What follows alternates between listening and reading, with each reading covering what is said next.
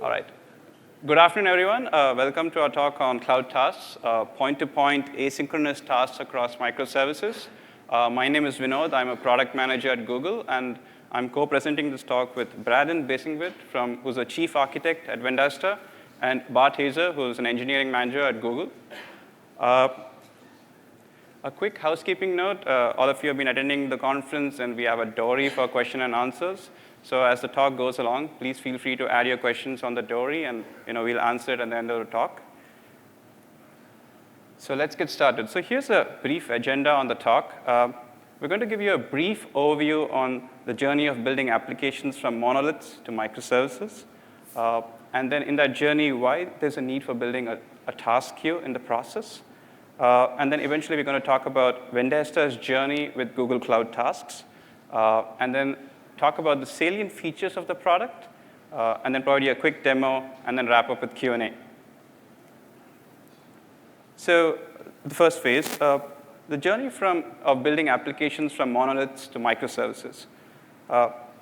Consider building a simple image rendering ML application where you have a web app running a couple of modules, such as a rendering module and a retrieval module, and a user comes in and, say, uploads an image, say, for example, a cat image, and then, you run some rendering work, process that image, detect that it's a cat, frame it, and store it in the back end, and then retrieve the image, and then, see, hey, I'm a cat, it's detected, and so on. If you build this on a traditional web server with a bunch of modules, we have what you call a monolithic application. While building these applications, we may end up with certain problems. And the challenges with such an application or limitations in such an approach is that we may have scalability issues. It's difficult to scale independent components, such as the rendering module or the retrieval module independently. It's hard to scale these modules on independent dimensions, such as, for example, just CPU or memory. Further, you have slower developer velocity. What it means here is that you can't do continuous deployment. You have to redeploy your entire application. Furthermore, you have a large monolithic code base, which is difficult to maintain. And it prevents teams from working independently. Additionally, you're also committing yourself to a long-term technology stack. Now, if you were to rewrite the same application using microservices, where you had the same image rendering application, but you had two independent services, a rendering service and a retrieval service, and the user comes in, uploads the cat image, it goes back, it's rendered, stored in the back end, and retrieved. Now, each service operates independently, and there are certain benefits of building an application in this fashion. The first is that you have better scalability. You can isolate hard services and scale them independently. Services can be scaled on independent dimensions, such as CPU and memory. Further, you have faster developer velocity. It supports continuous deployment. Your code base can be organized by each independent service, thereby allowing you to isolate these services for testing and deployment. And additionally, it enables your teams to work independently and be more productive. Lastly, it has a shorter-term commitment to the same technology stack. So building an application in such a microservices architecture, you may have certain additional needs. One of the key needs is having a task queue. So why do you need a task queue?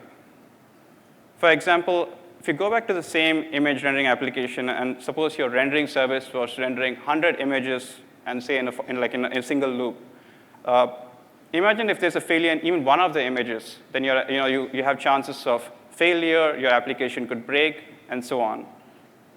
This could lead to higher user latency.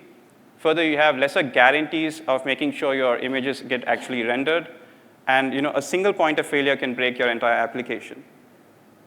Now, if you were to just change this and fork off the rendering tasks to a queue and make the queue process the work for you to minimize user latency and isolate failures of, say, a single image, and also give you a guarantee of at least once execution, you're making sure that your application gives the right level of service to your users with the right level of reliability guarantees.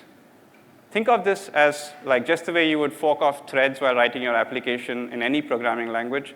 And now you're just doing that as threads for microservices. So that is the motivation for having a task queue when you wire up microservices. So now, if you take this a step further, and you had many services like a user authentication service, along with the rendering service and image upload service, each of these services could upload independent tasks or asynchronous tasks to your queue. One of them can say, hey, when the user's logging in for the first time, kick off certain deferred emails that can be sent a month later for registration purposes. You could have your image rendering task submitted as well to the same task queue, and each of these services can then consume the end results of these tasks accordingly. By doing this, this task queue lets these services interact in a more different way, and thereby let you wire up these applications for greater scalability, as we had talked of before.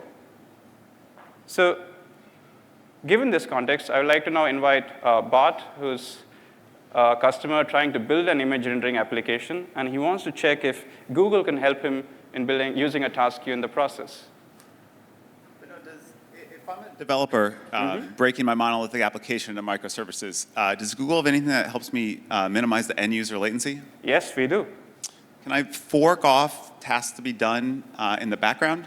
Yes. So it's essentially like threads from a microservices? Exactly. And I can do this programmatically? Yes. Does it support Java? Yes. Python? Yes. Go? Yes. Node? Yes. That sounds really cool. Yeah. Yeah, and we have a product, and it's called Cloud Tasks. It's generally available today. Please check it out. The product page is amazing. It has all our use cases listed. Furthermore, to talk about Cloud Tasks, I would like to invite Braden on stage from Vendasta and his journey on Cloud Tasks.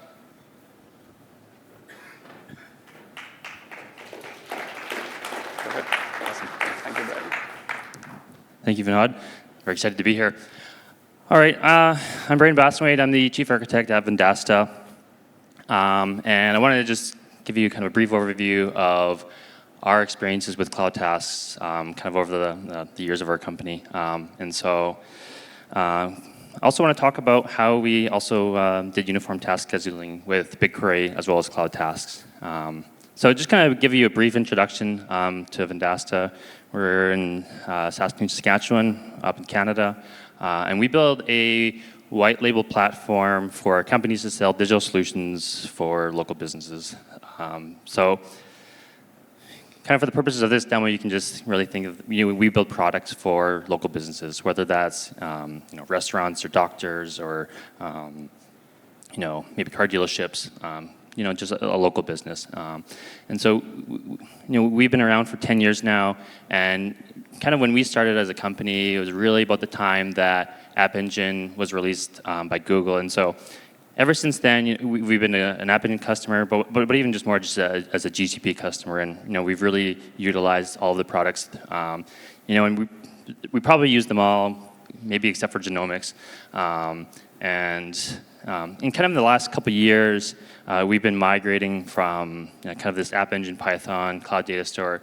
We probably have 15 of these projects, and we're now decided to embrace Kubernetes Engine, Golang, and Cloud Spanner. And so kind of over the last 2 years, we've deployed and shipped 75 of these services. And so something that's really core to the identity of our company is that we really rely on Google to offer us managed solutions. So whether that's for databases or infrastructure, everything. We don't have our own servers. We've never had our own servers. We've always relied on the cloud for our business. And so Cloud Tasks has been an important part of App Engine. And just until recently, we didn't have this ability to use Cloud Tasks until just as Vinod was releasing an alpha for being able to push to non-App Engine targets, which is very exciting for us. It's been a missing toolkit for us. And so kind of the history with our task queues is, being on App Engine, if you're not familiar with that, is that everything always gets put in through as an HTTP request. You can't spin off background requests or background work. Everything's always coming on an HTTP request. And for these requests, you have a 10-minute limit. And so when you're thinking of all the work that you might need to do for, maybe you're generating billing reports or kind of any of these complex workflows, you have to think about how you can divide that work and actually finish it within a 10-minute window. And so it really forces people to think about, separating these pieces out and running them with cloud tasks. And so this is really no different than running applications on Kubernetes engine. For us, we're shipping code to these services dozens of times a day across many, countless of them. And so as pods are spinning up and down, if you have long-lived work, that just doesn't really work. And so you have to have a way to check in your state or gracefully handle restarts. And as pods are spinning up and down, there's just countless ways that pods can come up and down. And so for us, we've really always leveraged frameworks in order to do this. The very first one that we wrote is Phantasm, and it's a way to run finite state machines on Python and App Engine with cloud tasks. And then Google released a framework called Pipelines, which is also for Python App Engine. But instead of it being a finite state machine, it's more DAG-based, maybe like Apache Airflow, but also with components for doing MapReduce kind of applications. And then just recently, we've begun work on a new framework for running Golang, kind of Kubernetes cloud task frameworks, and are going to be opening source that very shortly as well. So some of the things that we've learned over the years is that task queue is at least one semantic for execution. And so, we might see over like 1 billion tasks that you might have maybe a couple of duplicates that happen. And so, when these things happen, you have to make sure that your application is idempotent. Otherwise, you're going to have very strange bugs, and it'll be very, very hard for you to track those down. And so, typically these things, you're very cognizant when you're writing these applications, and it's more, over time as things are changing in the code base and people are changing and adding, that these things become not idempotent. So it's very important to just always remember that. And then task naming is another component that we've really leveraged for cloud tasks, is that, you can give each task a name, and that allows you to prevent duplicates from being emitted. But it also just allows for observability into your application. Maybe when tasks are failing and they're retrying, it's really nice to be able to see that there's maybe a customer identifier or just additional metadata in that name so that you can just more quickly figure out what's actually going on. Sorry, wrong way. So we have a product. It's called Reputation Management. And so for a local business, maybe I'm a restaurant, we have customers that are leaving us reviews across various sources, and maybe it's through social media or blog posts, or maybe just someone would leave a review on a website. And so we go and collect this data and present it to an end user. And so we have millions of SMBs in our system, and we have thousands of these downstream sources, and this turns into a lot of work that we have to do every day. And so some of these problems is that we have maybe API limits, and we have different integrations with different partners, and we need to make sure that we're staying under these limits. But also, we just want to be a good citizen and not unintentionally DDoS. Us being on App Engine and Kubernetes Engine, it's very easy for us to scale up to hundreds and thousands of instances and nodes. Not all of these downstream sites can handle that amount of traffic. And so we end up trying to put things into their own queues, but it just becomes very challenging and having so many queues and trying to manage them all. And so we ended up building a system called a scheduler. And really what it does is it allows the developer to go and write a query in BigQuery, and all of the emitting rows that come out of that query end up getting scheduled into Cloud Tasks. And so one of the features that Cloud Tasks offers is that you can put an execution time of when you want that task to run. And so what this allows us to do is run this query and put in a bunch of different heuristics on maybe how we want to schedule them. And so when we're looking and segmenting by maybe the source information, we can perfectly schedule and uniformly across this highly dimensional data across the entire day. And so we'll end up having a table that looks like this, where we have, this is a table in BigQuery where we have business, 3 businesses, and then They all want to go out to the same source to get maybe the reviews. And so this is kind of maybe a very simplified version of that query. But really what all it's doing is we're using the BigQuery windowing functions, and we can partition by the source, and we can do a bunch of date math to smear all of the work that we need to do across the entire day. And so this turns out to be a very uniform amount of work that we can schedule. And so you can see here now that at the end of the day, we have a scheduled time, and then we can emit that into a task, and then those get run in the future. And so it worked out extremely well for us. And so this is a graph here in Stackdriver that one of the heuristics that we've added here is that instead of starting all of the work at the beginning of the day, we've, I guess, scattered it so that we slowly start off the amount of work. So instead of going from 0 to 100 really, really fast, we'll emit maybe 20% of it to start, and then we'll emit another 20% to start 5 minutes later. And so this allows us, our systems, if they're cold, they can more naturally scale up. And so just in summary, Cloud Tasks has been pretty much vital for us in being able to build application on App Engine and Kubernetes. And with our scheduling system, there's a bunch of different categories and heuristics that we can do. We can very optimize our API usage. We can do things like adjusting for our cost and our speed. And we can even group certain tasks together that might have a cache locality in that, you're just adding an order by onto a column, we can force certain things to run next to each other. And so with that, I'm going to hand it back to Vinod. Thank you. Thank you, Braden, for that broad overview of your architecture and your use cases.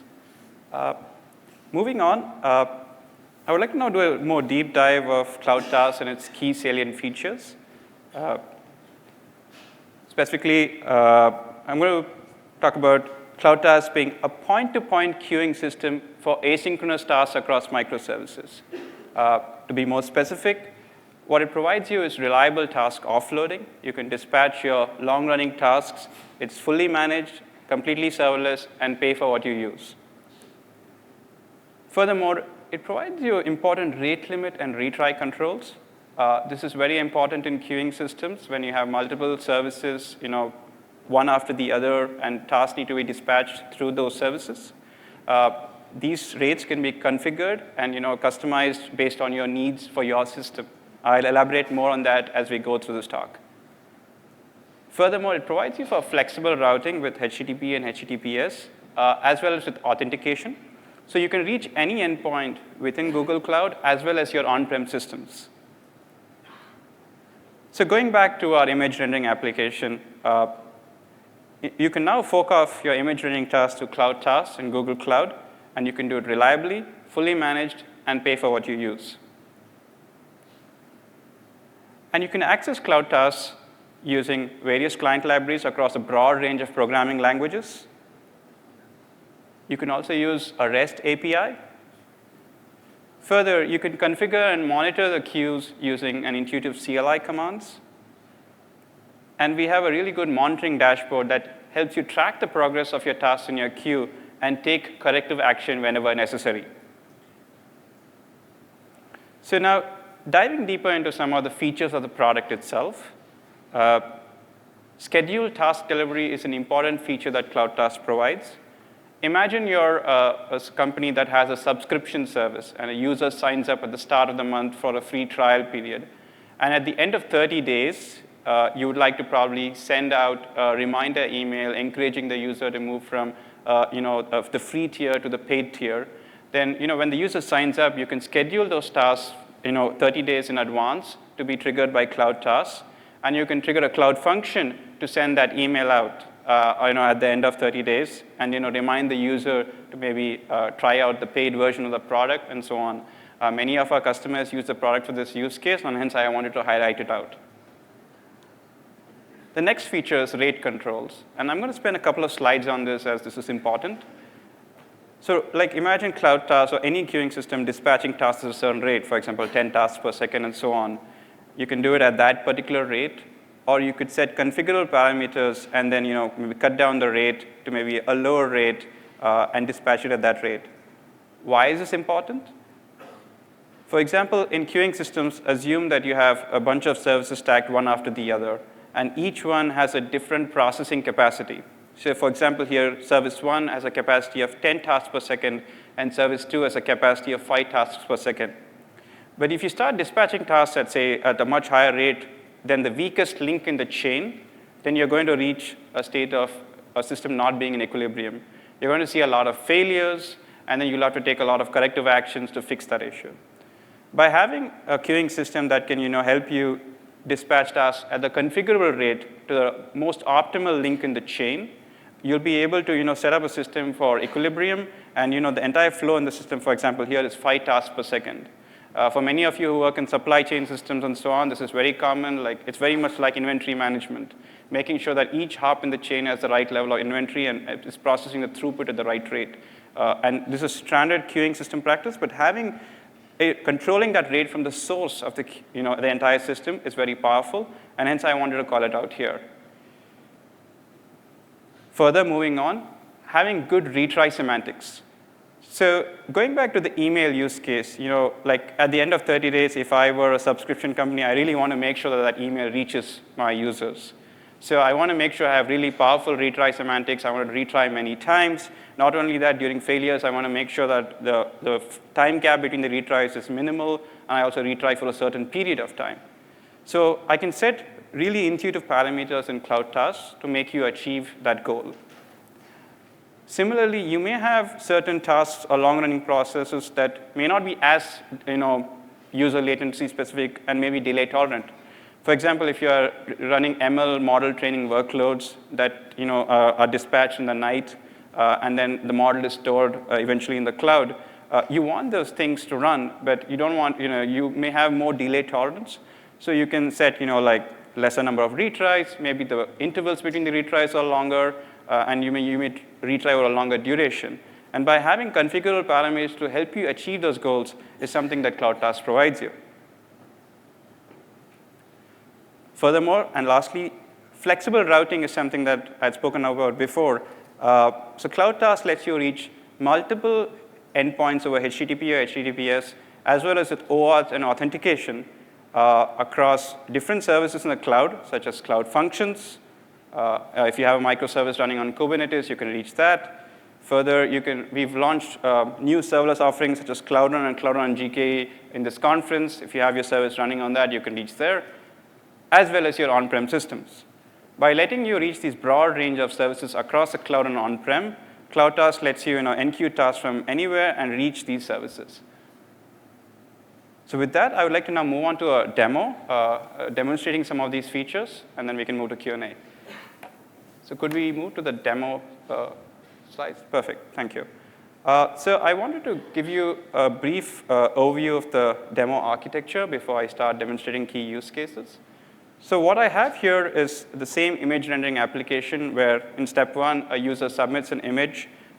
These images get enqueued in Cloud Tasks, and then they hit an image rendering service, which is running on Cloud Run.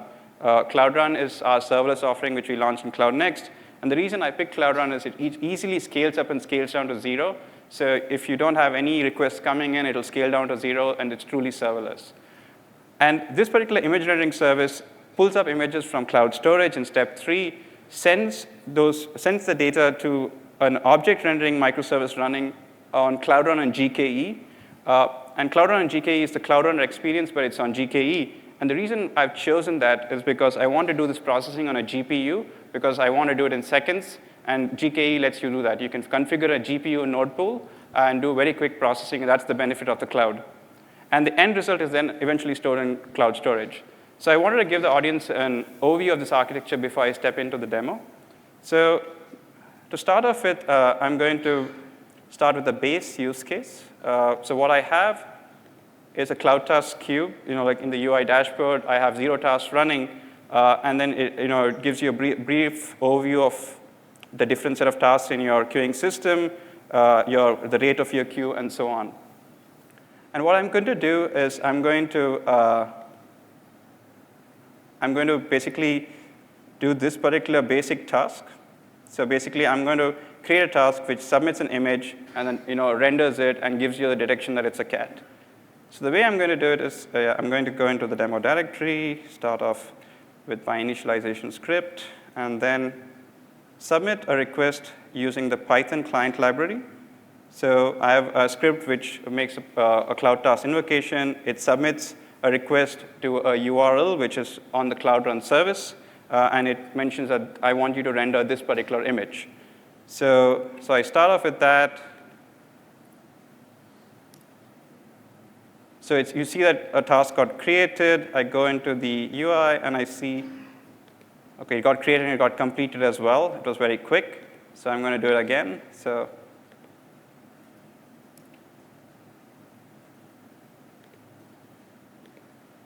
you see that it's very quick on a GPU, but what basically it did was it created a task.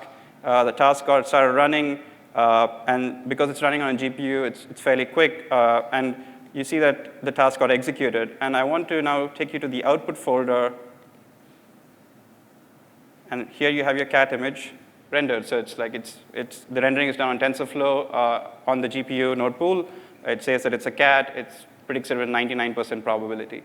So this is the base use case where I submitted a task to a queue. It got processed, and I see the end result. Now, I want to now go ahead, and Braden talked about scheduled tasks. And the task ran immediately right now, but what if I wanted to run it a minute later, a month later, or so on? So I'm going to demonstrate that particular use case. I'm going to use the same, script, but with the Python client library. But I'm just going to add a parameter which says, do it after 60 seconds. So you submit the same task. You come to the UI, and you see that the task is created. It was created 4 seconds ago, but it's going to be executed 50 seconds from now, and basically it's a minute later. I could have said it's 5 minutes later, or go all the way up to a month.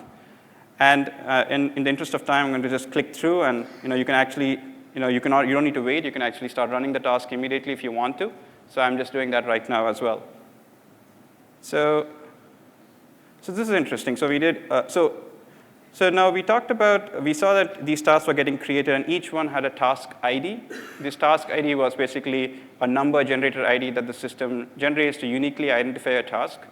But what if you wanted to have your custom task labels and so on based on your different workloads? So we let you do that. We let you name the tasks. And I'm going to do something similar here. I'm going to submit the same job, but I'm going to use, I'm going to give it a name. Let's say April 11th-1. So we created a task. There you go. And then you see the task, but now you can see that the task name is actually the name that I had provided. And it helps you label tasks. You can do this for if you have different divisions, each one has a different task, then you can use different task names for each division and tasks coming from that particular division. So lastly, I ran it now, but this time I'm actually going to delete the task and take that action because I want to move on. So the next step that I'm going to do is, in queuing systems, you always have something as what you call a poison pill message or a poison pill task. So it's a task that's always going to fail, and I know many of you, while debugging, have always tried to find the needle from the haystack. And here, what I'm trying to do is, I'm going to submit an invalid image, and this task is going to always fail. And I'm going to demonstrate how task keeps retrying, and I'm going to demonstrate that particular failure use case. So I'm going to do that same thing, but I'm going to submit this particular invalid image. The task got created. And I come to the UI, and I see, OK, already Cloud Task has retried it several times. I've set a very low retry frequency. It's 0.1 seconds. So it's going to keep on trying. I'm going to say, run now. It's going to fail again. So, and this is really useful. I know root cause analysis is a key thing that people look for in queuing systems, and Cloud Task helps you achieve that. All these operations that I've done from the UI, you can do from the CLI as well as the client library. If you have thousands of tasks, it doesn't make sense to use the UI to do this kind of analysis. But I just want to demonstrate the power of this particular product. So moving on, I'm going to, again, delete this task from this queue, and then I'm going to go back. So we talked about a lot of the tasks use cases, how to create a task, and so on.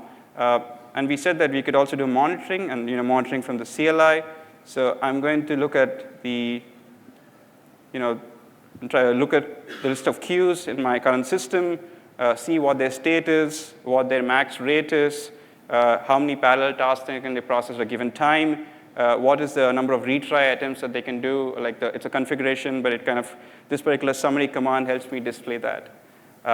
I can go deeper into a particular queue. So like if I want to describe additional details about a particular queue, I can do a describe on the queue. It gives me additional details on what are the different rate limits that that particular queue gives you. For example, the burst size, concurrent dispatches, as well as the retry config. And we talked about a broad range of retry parameters. All of them can be displayed here, and all of them can be configured from the CLI. Now, I'm going to submit a small batch of tasks to Cloud Tasks and show you how the system fairly quickly processes it. And then I'm going to walk you through some so I'm going to submit a small batch. It's creating a lot of these tasks. And as we see this, I want to see how the queue performs. So you can see that the tasks have started executing.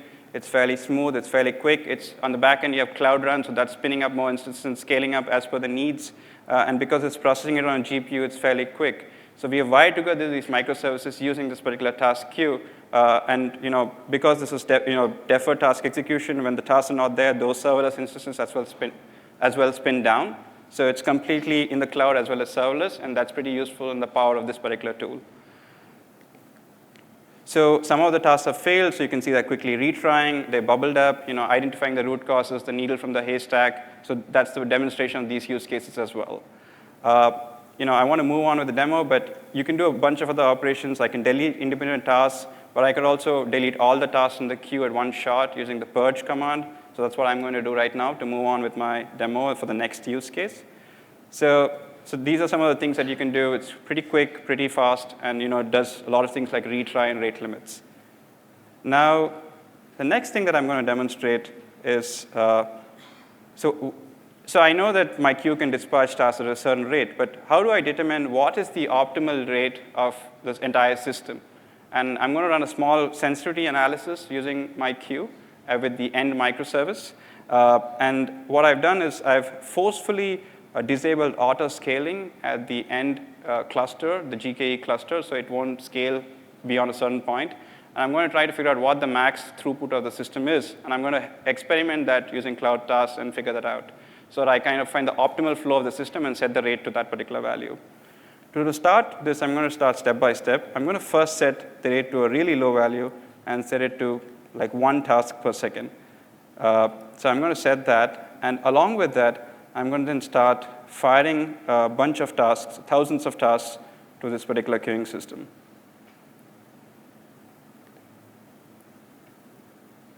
So these tasks start getting created. It takes about 30 seconds for all of them to get created. But as you go, I come into the UI and I see one by one the tasks are getting queued up. But the progress is fairly slow. You can clearly see it. The rate's like 1 per second. 6 are completed. It's fairly slow. And I know that I can do better. So how better can I do?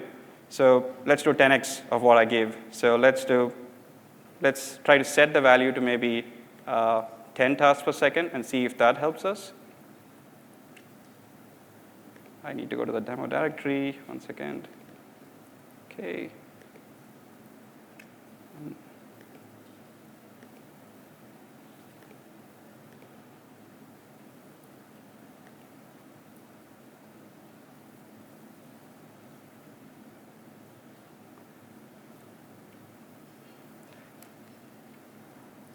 All right.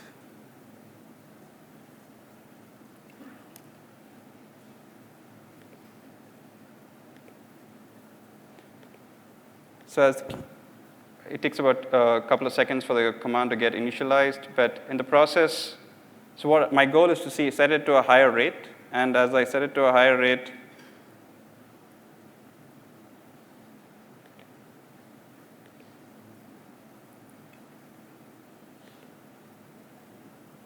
let's just wait for a couple of seconds for this to load as well in the meantime. So the goal is to set it to a higher rate and see if that particular higher rate is optimal for Cloud Tasks or not. And if not, try to see if you can take corrective action based on that. So it's quicker in practice. So yeah.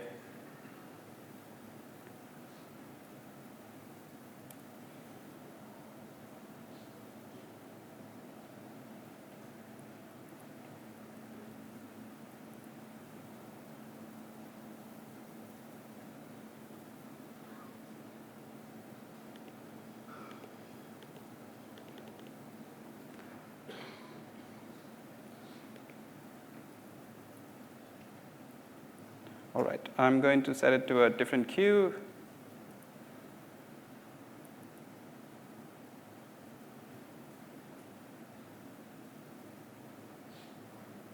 All right.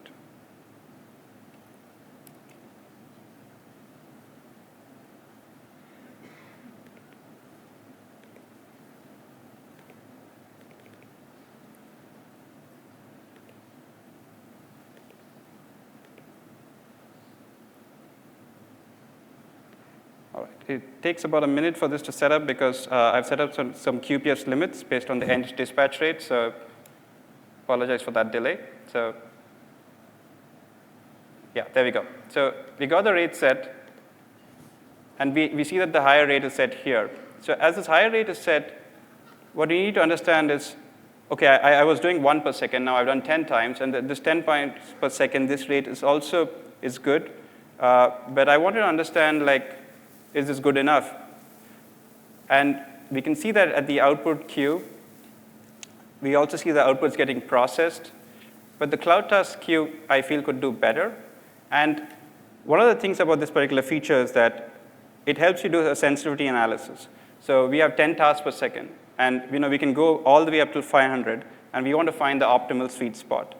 So instead of doing 10 per second, if I wanted to do 100 per second, I would have to retry, set the same amount to, say, 100 per second, and then see if there are any errors at that point. So let me just try to see if I can do that. So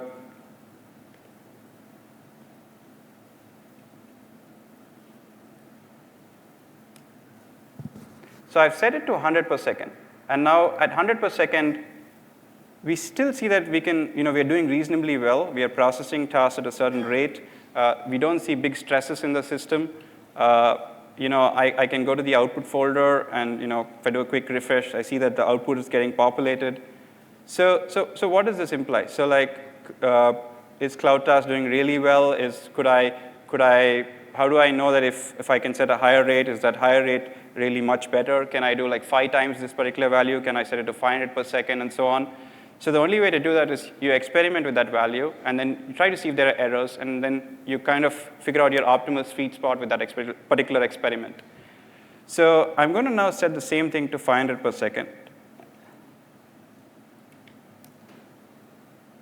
So if you come back here, I've set it to 500 per second. There are a lot of tasks in the queue, and a lot of the tasks are getting processed. But you can certainly see that there's been a certain change. You see some errors popping up. Like you see some kind of failures. The rate at which it was processing at 100 versus 500 seems to be different. And this is basically can be illustrated further by looking at a list of the tasks. You can do that through the CLI. So I'm going to do a list of the CLI. I'm going to list all the tasks from the CLI, and then we're going to see if there are any errors. So let's just do that.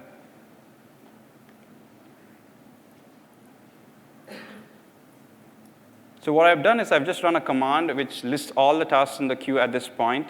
And you can see at this point where we have a lot of errors all over the place, these internal errors. So I set a much higher rate for the queue, and I figured out, oh, OK, this is probably not the right rate. So basically now I need to step back and then set it to a value which is basically what I thought was an earlier optimal value. And the reason I was able to replicate this is because I had forcefully set the end cluster to not scale further. So I had reached the capacity of that particular system. And then my sensitivity analysis helped me find out the optimal rate for this particular queue. And that's pretty much what helped me figure out, OK, I can do 100 QPS, and I should be fine.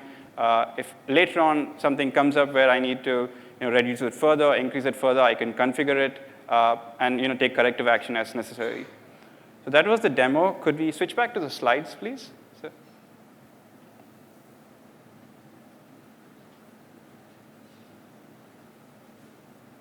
OK, great. So just a quick recap as well. So when I created that rate limiting problem, and the place where I had created I disabled autoscaling was the object detection microservice.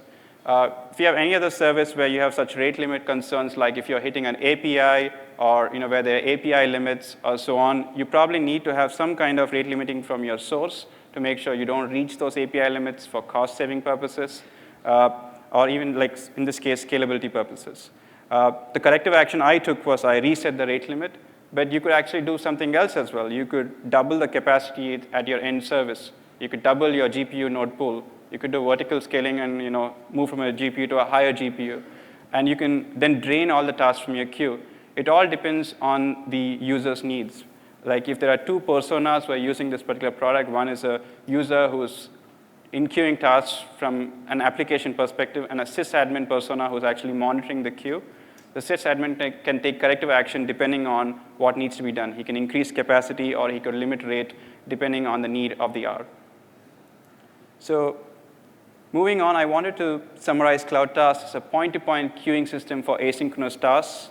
It offers great features such as rate limits, retry controls, dynamic scheduling, dynamic HTTP targets across different services in the cloud as well as on-prem systems, and it provides you HTTP with authentication.